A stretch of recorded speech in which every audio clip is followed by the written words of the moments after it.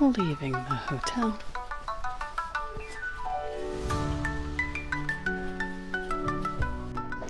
At the hotel, and I thought I'd look at some interesting Kit Kats. They have Kit Kat sake, two different types of sake, like a peach sake and a regular. It talks about ripe plums for the green one, and then white chocolate for the red one.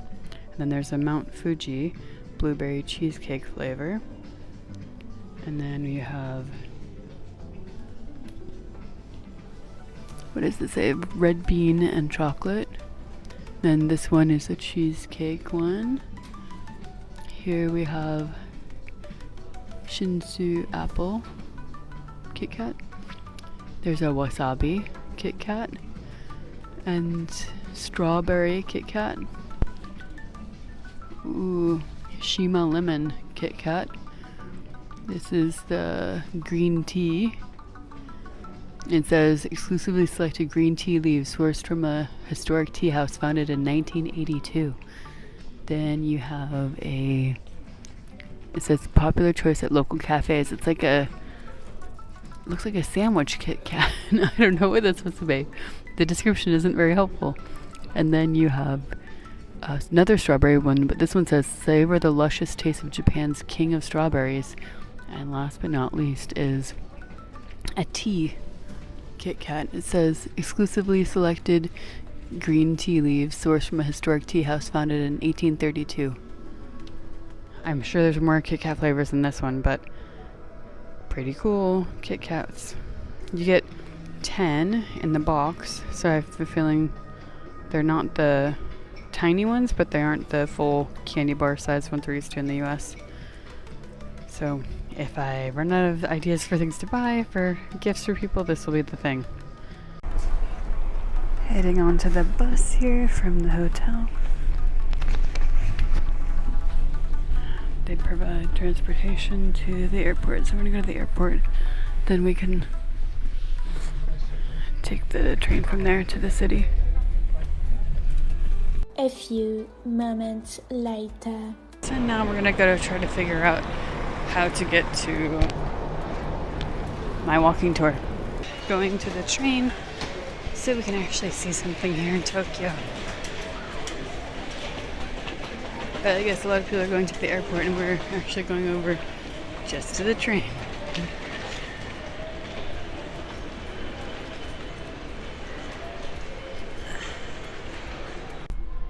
As Westerners, we're always impressed by the toilet because not only do you have a bidet, but you have a stop function, you have a privacy, which is like turns the music on and off, and it's the heated toilet. It's a Toto washlet, so game changer here at the train station.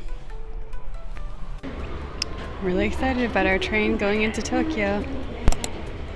Yay! On Google Maps, it tells you which train cars will be the fastest to depart from, and so it says number 5 should be the fastest, so that way to hang out over there.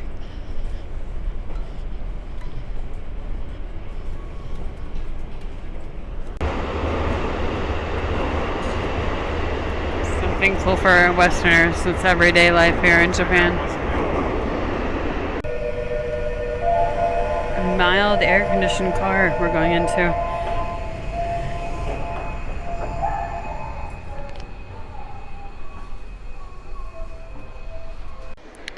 We got off the subway or train in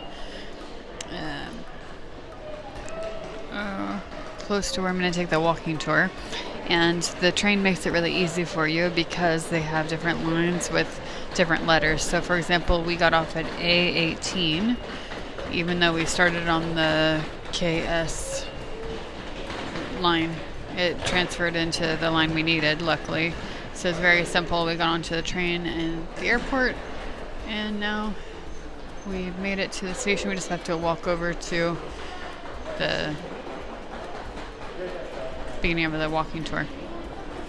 Thunder Gate. They call this a Thunder Gate. There's a massive lantern On the front side it says the Thunder Gate. So this is made of Japanese bamboo. The lantern says It's Thunder actually Gate. super heavy. It's almost 700 kilos. So it's like 1,500 pounds. Okay. So both sides of this gate, you can see two different statues. So the one right in front of us, he's a thunder god.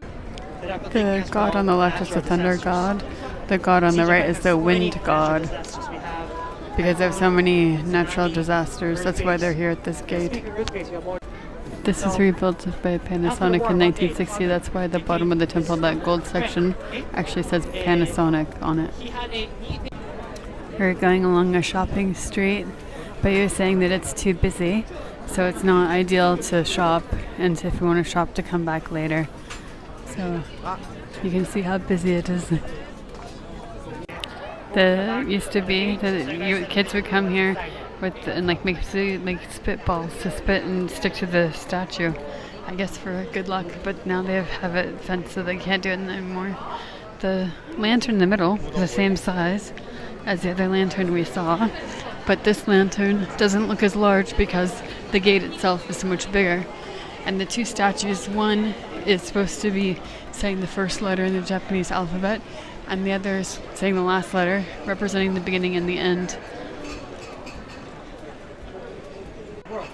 This pagoda houses the ashes of the founder of Buddhism. If you add it up, it's actually about 2.5 tons. So you never know what's in there. He's saying that pagodas are typically 5 stories tall because it's lucky, the number 5. Even better.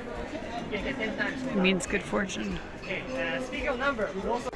The tour guide was saying that these sandals are supposed to be the size of the sandals that the statues would be able to wear. But if that were the case, then the statues would be like 60 meters, like 180 feet tall. And the story goes that the children tried to jump to touch the bottom of the sandal. And he said, but that's to give them strong legs. And he said, that's something that kids do, so don't try to do that. So far, I'm really happy with this walking tour. I booked it again on Guru Walks, and it was really interesting. For example, I didn't realize that the pagodas are typically 5 stories tall because that's a lucky number. And he said that 4 is unlucky and 9 is unlucky. 4 sounds like death in Japanese, and I forget why he said 9 is unlucky. I had it a second ago, but it's gone. But it's really cool to see the temple here. Our guide was saying that you get the fortunes here, it's 100 yen, and that if you like your fortune and it's good, then you keep it and bring it home with you. But if you don't like your fortune or it's a bad one, then you hang it on this rack, and the Buddhist monks will come and pray for you with your fortune. So those are bad fortunes that people will tie to the rack. The smoke is the breath of the Buddha. Some people put it on their heads because it's supposed to make them smarter. You're saying especially during like the time of exams, the kids come here. And then he talked about how to cleanse our hands before we enter. He said you take the wooden ladle and you take it with your right hand, wash your left, and then wash the right.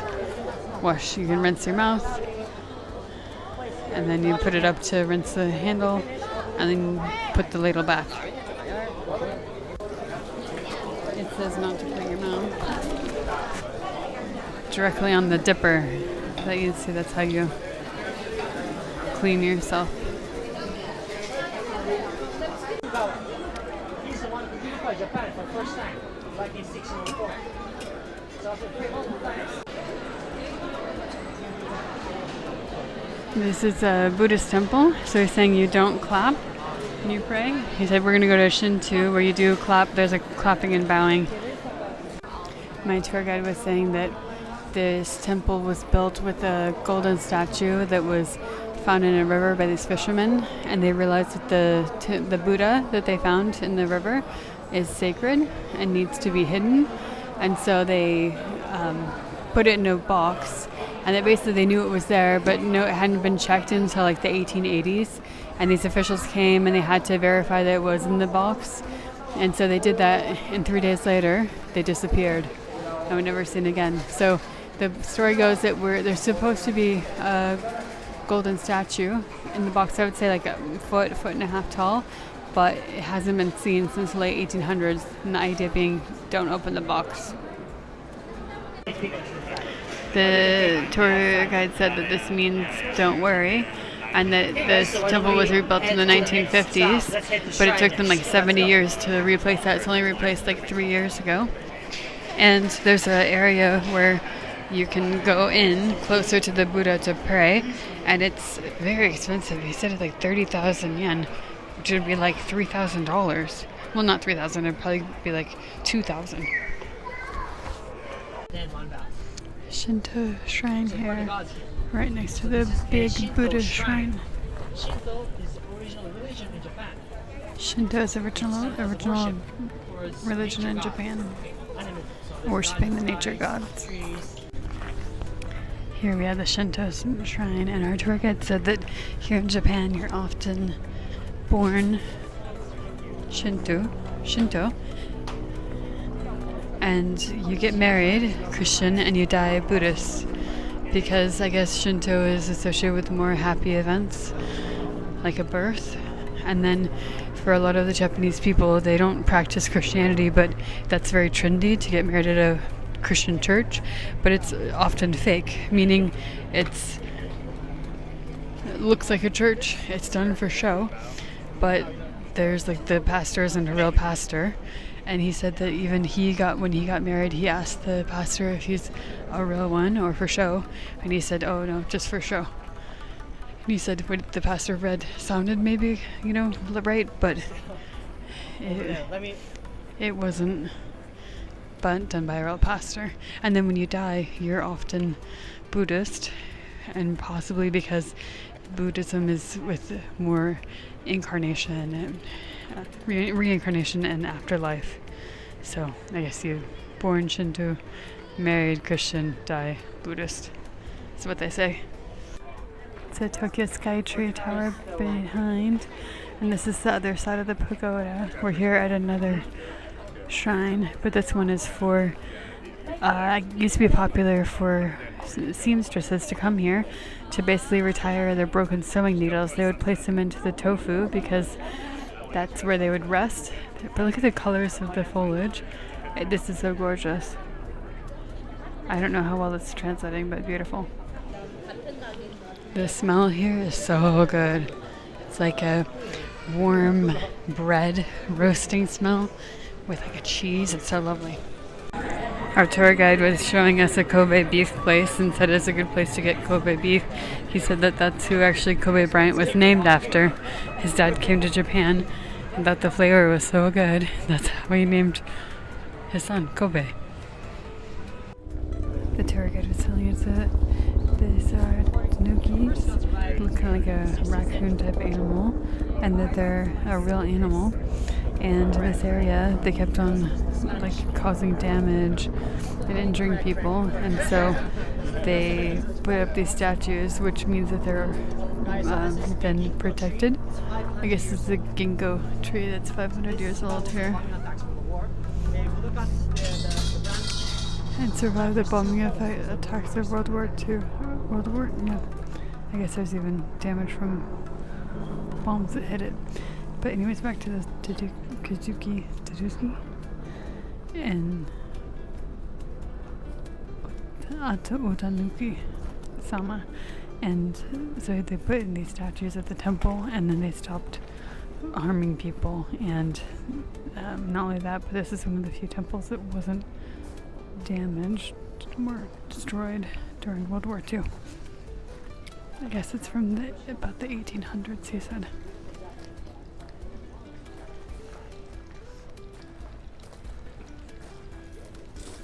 I think what's really amazing is you have these, we're right next to a neighborhood that has all these shops, and then you go just next door, you have this peaceful area with the water to cleanse your hands. And the temple and the statues right next to it. Our guide was saying they have a ninja on the roof here, and that ninjas were thieves back in the day, kind of like a old school Robin Hood. They would steal from the rich and give to the poor. To meet the river walk. The tour guide said from this tower you can actually, on a clear day, see all the way to Mount Fuji.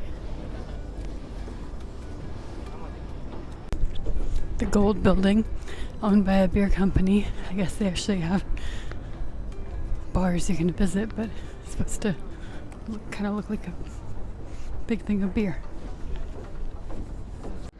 It is so cold, I am getting a hot drink. It's nice, all their hot drinks are 600 yen, which is like $4 US. But I'm here at there's doing music, and they have these cool little food trucks. I'm gonna go meet my dad and eat something with him. Really fun atmosphere.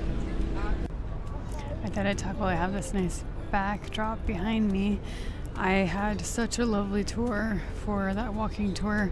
It made such a big difference. I was really not sure what to do today because we had plans to meet someone and their family member got sick, so that didn't work out. So anyways, the point being, I really wasn't sure what we could get done, and learned so much about Japanese culture and religion and history. So if you have a chance to do a walking tour in Tokyo, I highly recommend it. We are here at Wagyu Burgers, and they give you a burger with chicken, a couple of fries, and a metal skewer for it. We thought we'd do burgers since tomorrow we'll probably have Japanese food, so we thought we'd do more Western food, but Wagyu. So really excited about this place. Super cute, right by the temple here in Tokyo. We have made it to Don Quixote. So they have a Don Quixote in Honolulu, which I've been to before, but I think it's like so many things, it's very different when you're here. But I'm zoomed out, let me show you which one I'm talking about.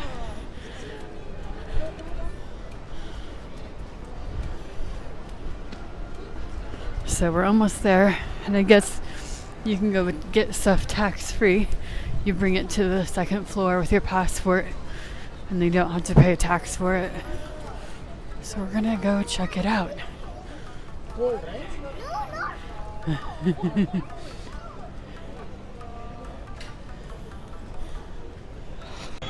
Dad wanted me to take a picture of the eels. There's this one, and then that guy over there.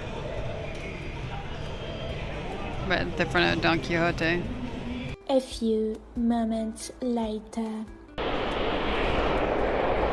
A train coming in.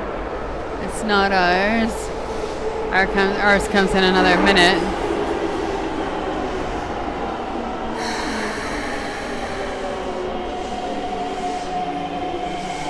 It's a weekend, so the trains aren't crazy.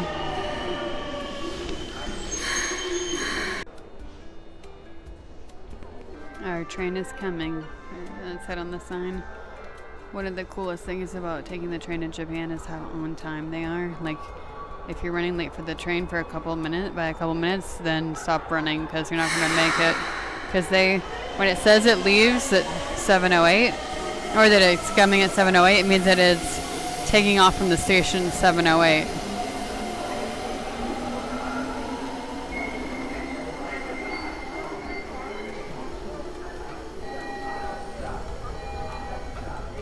Let us head out.